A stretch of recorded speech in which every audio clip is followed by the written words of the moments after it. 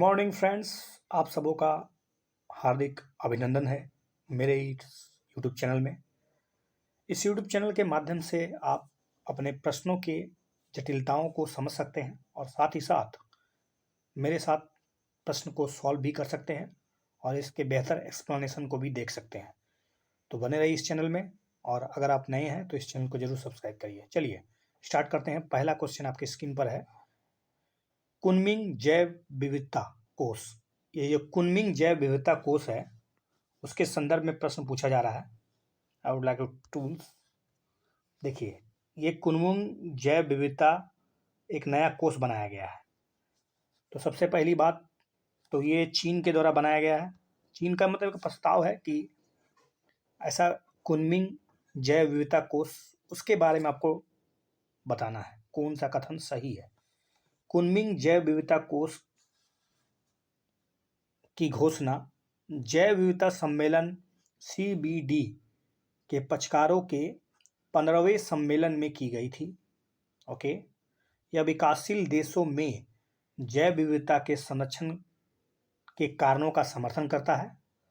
और तीसरा है, ये मौजूदा जो संयुक्त राष्ट्र की जो वैश्विक पर्यावरण सुविधा यानी ग्लोबल इन्वायरमेंट फैसिलिटी GEF, जी हाँ GEF ग्लोबल इन्वायरमेंट फैसिलिटी जो है, क्या उसको ये रिप्लेस कर देगा? ये जो कुनमिंग जैव विविधता कोष का जो निर्माण किया जा रहा है या जो विचार किया गया इस पर, क्या ये इसको रिप्लेस करके एक नया इन्वायरमेंट फैसिलिटी प्रदान करेगा? सोचिए कौन सा कथन सही है। तो इसमें से आपको पहला दूसरा तो नहीं जानकारी हो, but don't worry about that कि तीसरा स्टेटमेंट क्या ये वैश्विक पर्यावरण सुविधा को रिप्लेस करेगा, प्रतिस्थापित करेगा? जी नहीं, गलत। ऐसा कुछ सोच नहीं है।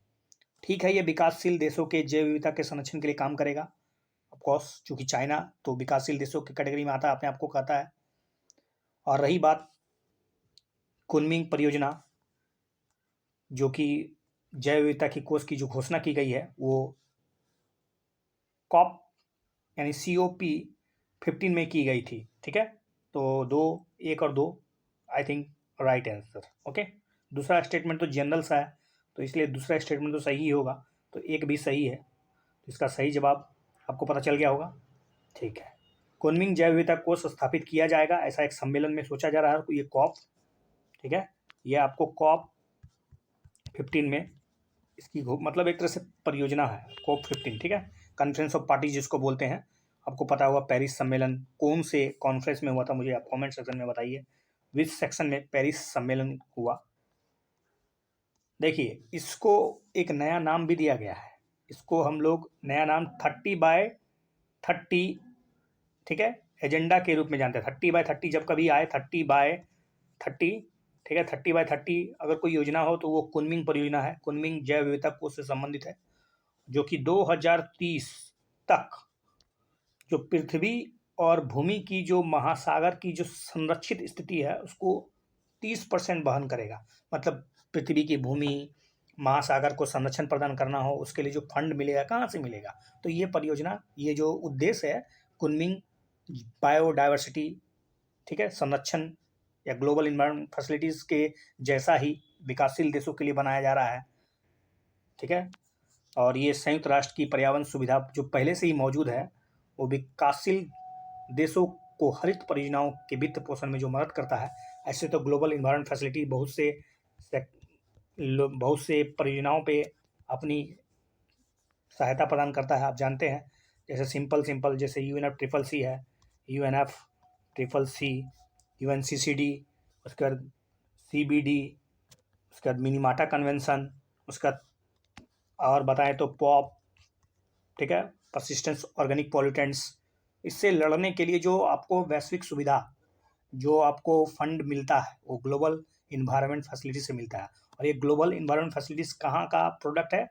तो ये 1992 में जो पृथ्वी शिखर सम्मेलन हुआ था रियो डी जेनेरियो में, जी हाँ, उसी का एक बाय प्रोडक्ट है। और उसी के माध्यम से तमाम प्रकार की जो बड़ी बड़ी जो सोच है, चाहे वो वियना कन्वेंशन हो या फिर मॉन्ट्रियल प्रोटोकॉल हो या फिर CBD हो, ठीक है,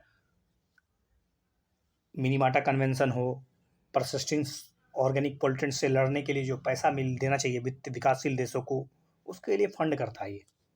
ओके, चलिए अगला क्वेश्चन है, खनन क्षेत्रों में लगे श्रमिकों को मुआवजा जिला खनिज फाउंडेशन निधि से दिया जाता है।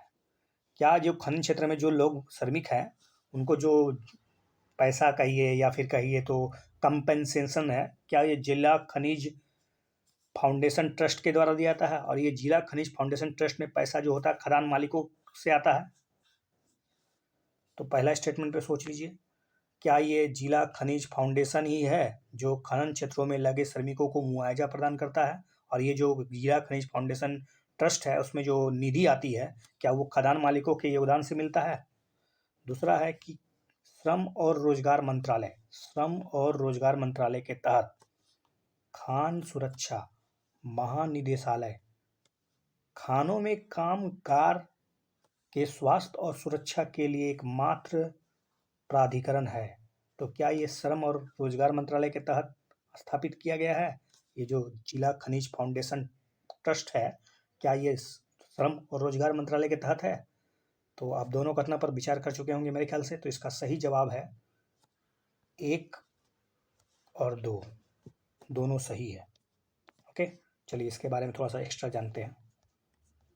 देखिए, जिला खनिज फाउंडेशन ट्रस्ट यानी निधि, जिसमें कि खदान मालिकों का अंशदान होता है और खान सुरक्षा जो महानिदेशालय होता है DGMS, जो कि श्रम और रोजगार मंत्रालय के तहत ही आता है। ठीक है, और खानों में जो स्वास्थ्य और सुरक्षा से संबंधित जो मुद्दे हैं उनको इन्फोर्स करने के लिए एकमात्र प्राधिकरण है ये।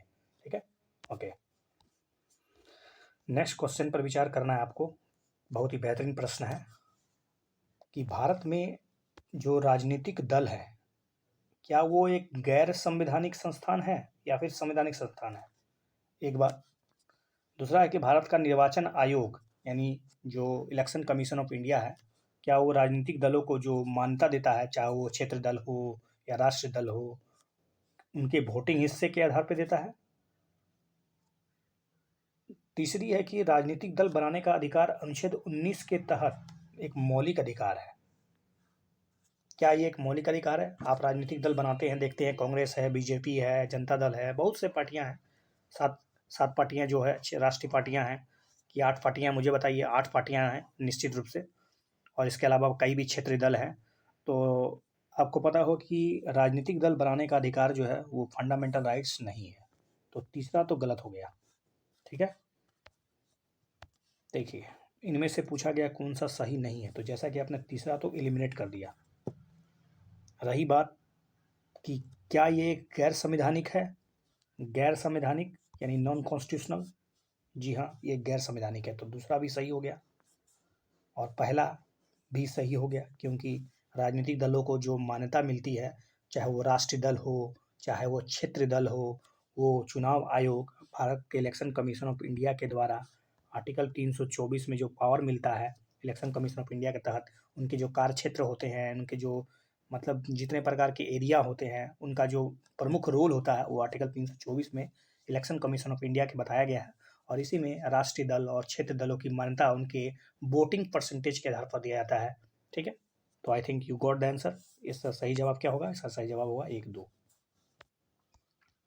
चलिए, राजनीतिक दल एक नागरिक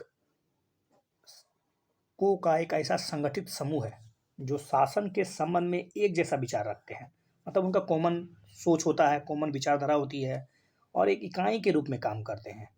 ओके, ये अपने एजेंडा और अपनी नीति को लेकर आगे बढ़ते हैं, सरकार पर एक तरह से नियंत्रण स्थापित करना चाहते हैं, सरकार पर दबाव बनाना चाहते हैं, सरकार प्राप्त ये राजनीतिक दल केवल ऐसा नहीं है कि ये दबाव समूह की तरह है, बल्कि दबाव समूह और राजनीतिक दल में अंतर है। दबाव समूह जो होता है वो डायरेक्ट चुनाव में भाग नहीं लेता है, लेकिन राजनीतिक दल जो होते हैं वो चुनाव में भाग लेते हैं, सत्ता प्राप्त करते हैं, कानून बनाने में भूमिका निभाते हैं। इस तरह से हम कह सकते हैं कि राजनीतिक दल इज सेपरेट या फिर different from political pressure group जो होते हैं वो विशेषतः सरकार पर एक तरह से दबाव और अपनी नीतियों को, अपने उद्देश्यों को प्राप्त करने के लिए दबाव बनाते हैं। ठीक है, तो मैं ये एक्स्ट्रा बातें बता दी आपको। चलिए आपको पता होना चाहिए कि भारत का जो निर्वाचन आयोग है, वो राजनीतिक दल को जो मान्यता देता है, वो उसके वोटिंग परसेंटेज के आधार पे देता है, ठीक है? वोटिंग परसेंटेज, आपको कितना परसेंट वोट मिला। आपको पता होगा राष्ट्रीय दल की मान्यता प्राप्त करने के लिए 4 कंडीशन है, जैसे कि मैं एक कंडीशन यहाँ पर ज़िक्र कर रहा हूँ। अगर आपको 4 अलग-अलग राज्यों में अगर आपको क्षेत्र दल की मान्यता प्राप्त है, तो आप ऑटोमेटिक राष्ट्र दल की मान्यता ग्रहण कर सकते हैं।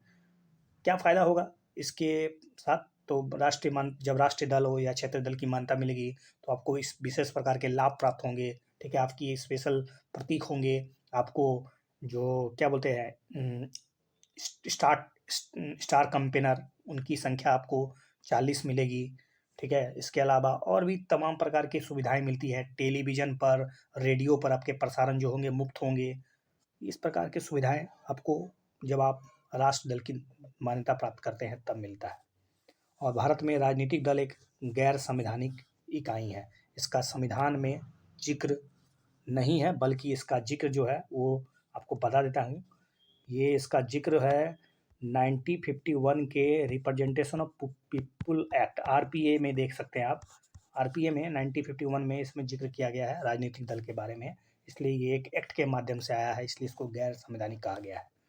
और भाई रही बात कि चुनाव लड़ना, यानी चुनाव लड़ना नहीं मतलब राजनीतिक पार्टियाँ बनाना, ये कोई मौलिक अधिकार नहीं है। जैसे कि आपको पता हो कोऑपरेटिव सोसाइटी, कोऑपरेटिव सोसाइटी अभी हाल में चर्चा में था कोऑपरेटिव सोसाइटी सीएस, क्योंकि अभी अभी कॉर्पोरेट मंत्रालय का गठन किया गया है, एक अलग मंत्रालय बना दिया गया है। और कॉर्पोरेट यानी सहकारी समितियों का निर्माण करना आपके मौलिक अधिकार के तहत आता है। आर्टिकल 19 के 3 में आप पढ़ सकते हैं। इसके अलावा ये डीपीएसपी में भी इसका जिक्र है, ठीक है? लेकिन राजनीतिक दल बनाना ना तो वो कोऑपरेटिव सोसाइटी की तरह है, और ना ही ये संवैधानिक अधिकार है, और ना ही ये कह सकते हैं कि मौलिक अधिकार है। चलिए, सहकारी समितियाँ बनाने का अधिकार आर्टिकल 19 के 1 के सब क्लॉज सी में एक मौलिक अधिकार है, लेकिन राजनीतिक दल बनाने का अधिकार नहीं है। राजनीतिक दल बनाने का कोई अधिकार मौलिक अधिकार नहीं है। जैसा कि आप जानते हैं कि लोक प्रतिनिधित्व अधिनियम 1951 की धारा 29 के सब क्लॉज 5 में लिखा है कि भारत का राजनीतिक दल एक प्रमुख वैधानिक इकाई है, ठीक है? ओके।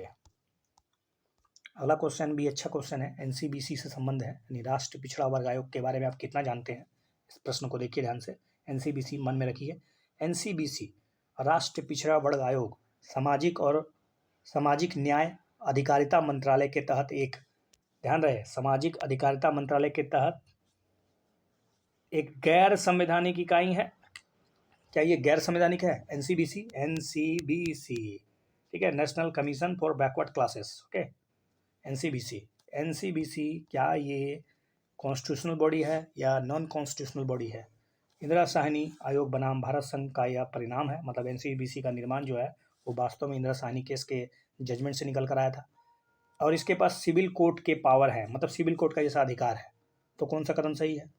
तो पहला स्टेटमेंट तो बकवास है, क्योंकि आपको इसकी जानकारी होनी चाहिए मेरे ख्याल से, अगर आप काफ़ी लंबे समय से तैयारी कर रहे हैं तो तीसरा भी ख़त्म कर दीजिए, एक ख़त्म, ये ख़त्म, ये ख़त्म, आंसर इज़ द राइट 2 और 3। क्योंकि एनसीबीसी जो है वो वास्तव में अगर आप देखेंगे तो कॉन्स्टिट्यूशन अमेंडमेंट के माध्यम से 102 कॉन्स्टिट्यूशन का कि 103 था, जी नहीं, आपको एनसीबीसी की जानकारी होनी चाहिए। 100 एंड देखिए, ये एक 102वां कॉन्स्टिट्यूशन अमेंडमेंट किया गया था, और अब ये 102वां कॉन्स्टिट्यूशन 2018 में हुआ था, और एक संवैधानिक निकाय बना दिया गया है। दिस इज कॉन्स्टिट्यूशनल बॉडी, और इसका जिक्र है 338 के बी में, ठीक है, 338 के बी में। और इसके लिए 123वां संविधान संशोधन विधेयक लाया गया था, लेकिन बाद में जाके उसको जब कानून बनाया गया तो वो 102वां कॉन्स्टिट्यूशन अमेंडमेंट कहलाया, और 2018 में इसको संवैधानिक निकाय बना दिया गया है। 338 ए, 338 बी और 338 खुद। तो 338, 338 ए, 338 बी, तीनों के तीनों अलग अलग जो है एक प्रकार के संवैधानिक बॉडी हैं, और ये सामाजिक और न्याय अधिकारिता मंत्रालय के तहत 1993 में, ठीक है, एक राष्ट्रीय पिछड़ा वर्ग आयोग अधिनियम का निर्माण जब किया गया तो उसी के तहत स्थापित हुआ। शुरुआत में ये एक तरह से वैधानिक बॉडी था, मतलब सांविधिक बॉडी थी, लेकिन आगे चलकर 102वां कॉन्स्टिट्यूशन अमेंडमेंट के बाद इसको अब संवैधानिक निकाय बना दिया गया है, और ये इंदिरा साहनी का जजमेंट के परिणाम था, ठीक है। राष्ट्रीय पिछड़ा वर्ग आयोग, राष्ट्रीय अनुसूचित जाति आयोग और राष्ट्रीय अनुसूचित जनजाति आयोग तीनों के पास सिविल कोर्ट के पावर हैं, अर्थात ये आपको समन जारी कर सकता है, आपको नोटिस दे सकता है, ठीक है। जो मतलब कुछ सिविल कोर्ट के जो पावर होते हैं लगभग लगभग वो सब के सब इसके पास अधिकार है, ठीक है। अब आते हैं हम लोग, अगला प्रश्न है अंतर्राष्ट्रीय ऊर्जा एजेंसी के बारे में। अंतर्राष्ट्रीय ऊर्जा एजेंसी के संबंध में आपको बताना है कौन सा कथन सही है। देख लेते हैं, सही ही पूछा गया है ना? जी हाँ, सही ही पूछा गया है। देखिए, अंतर्राष्ट्रीय ऊर्जा एजेंसी IEA के सदस्य देशों को 90 दिनों की आवश्यकता के लिए रणनीतिक तेल भंडार बनाए रखने की आवश्यकता होती है।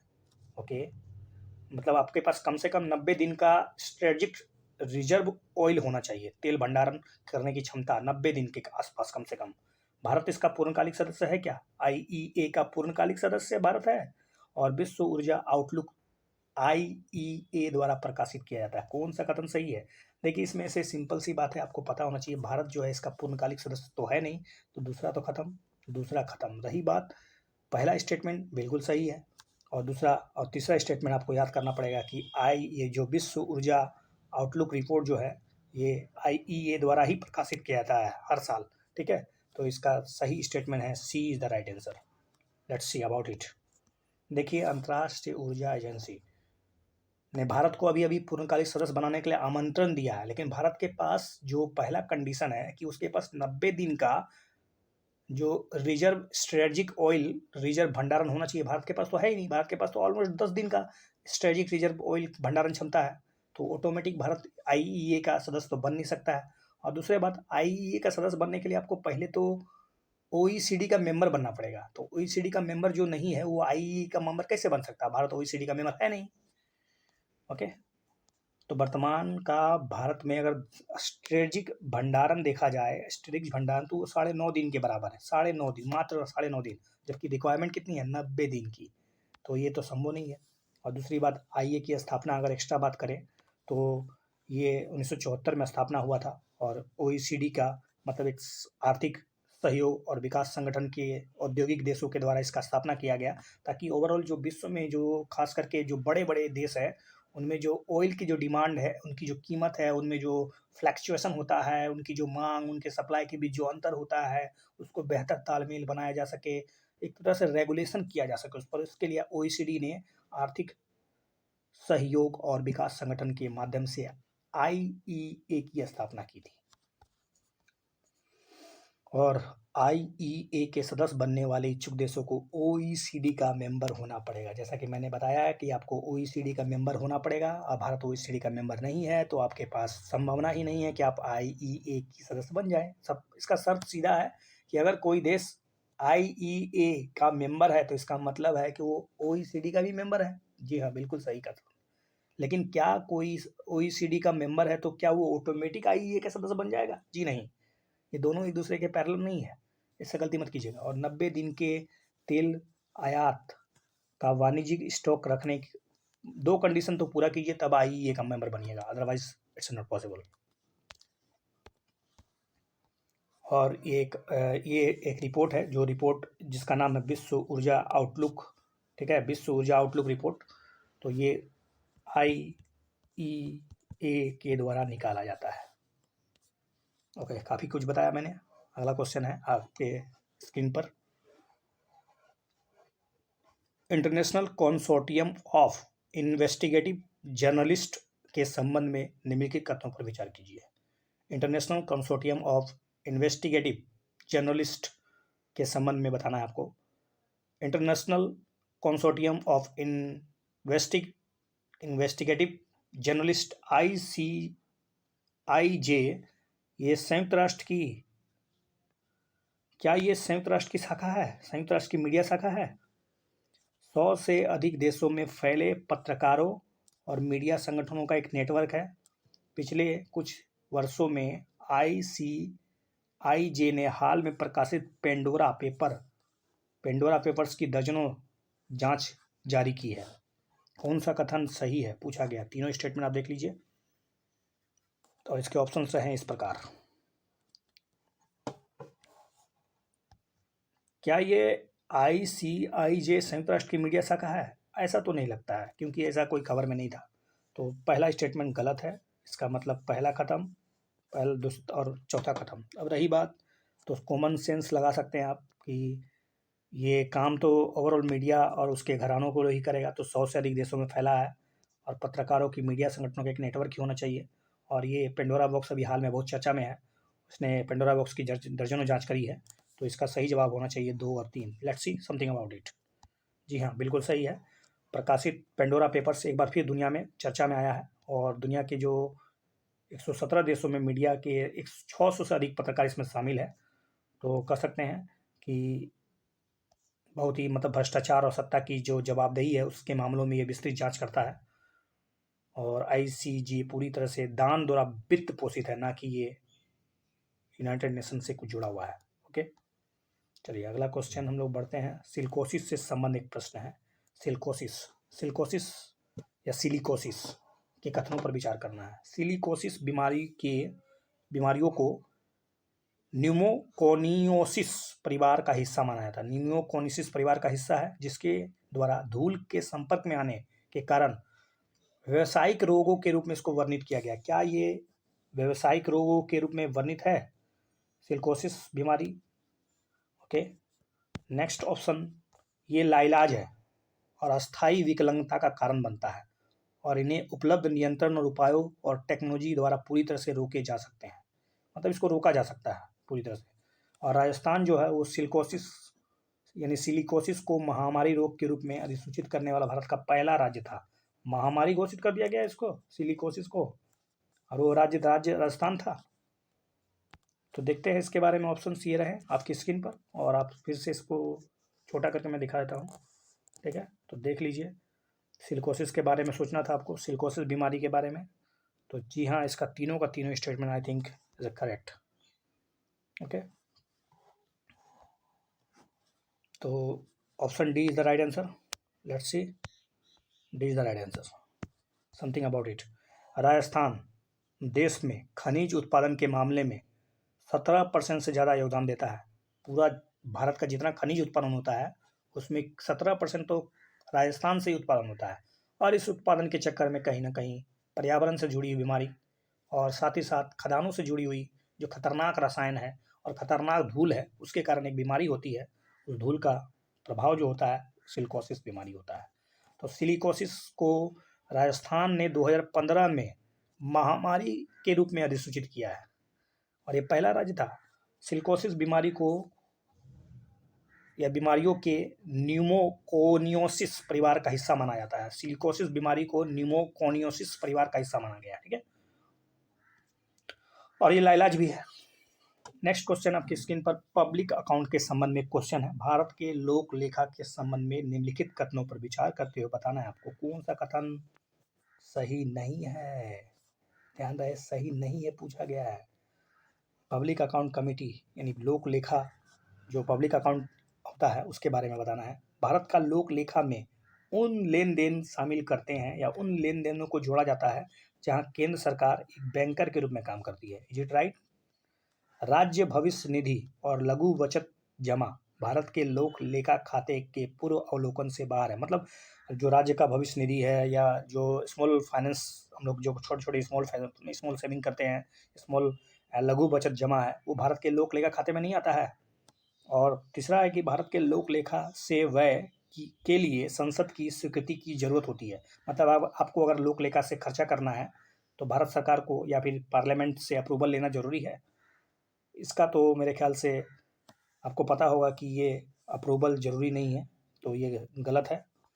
राज्य की भविष्य निधि जमा खाते अवलोकन से बाहर है, ये भी गलत है। और भारत के लोक लेखा में उन लेन देनों को शामिल किया था जहाँ पर केंद्र सरकार एक बैंकर पे काम करती है, तो ये बहुत सही है। तो इसका सही जवाब आपको गलती पूछा गया था, कौन सा सही नहीं है, तो 2 और 3 is the right answer. Let's see something about it. 2 और 3 इस D is the right answer. देखिए इसके बारे में, भारत के लोक लेखा यानी पब्लिक अकाउंट में उन लेन देन को शामिल करते हैं जहां केंद्र सरकार एक बैंकर के रूप में काम करती है।